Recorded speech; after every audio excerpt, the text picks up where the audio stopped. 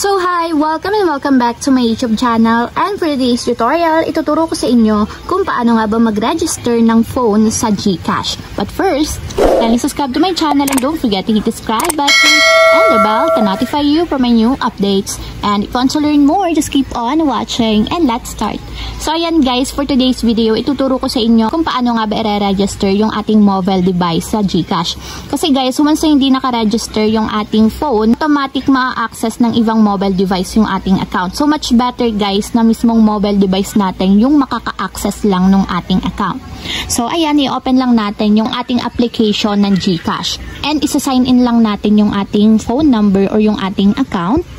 So ayan guys, after nyo mailagay yung inyong GCash number, itap lang natin yung next. And then tap natin yung send code para may mag-send code na OTP sa ating number. Then after nyan, lagay lang natin yung OTP code dito sa mga blank boxes. So lagay lang natin. Then after nyong ma-sign up yung inyong GCash account or GCash number, lagay naman natin yung PIN ng ating GCash.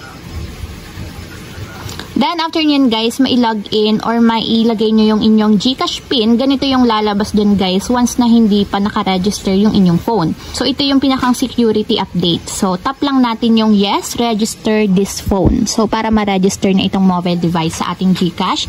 And then for security purposes, kailangan meron dyang selfie to verify your identity. So scanning verification lang siya guys. Ilagay nyo lang yung face nyo dito para ma-scan. So, ayan, nag-verify na siya, guys. And, ayan, kung makikita nyo, congratulations, account secure ka na. So, naka-register na yung ating mobile device dito sa GCash. And, itong mobile device mismo yon. So, ayan, guys, kapag ganyan na, hindi na ma-access ng ibang mobile device yung ating account. And, ito lang talaga yung pwedeng mag-access. So, ayan, tap natin yung go to dashboard para ma-open natin yung pinakang GCash.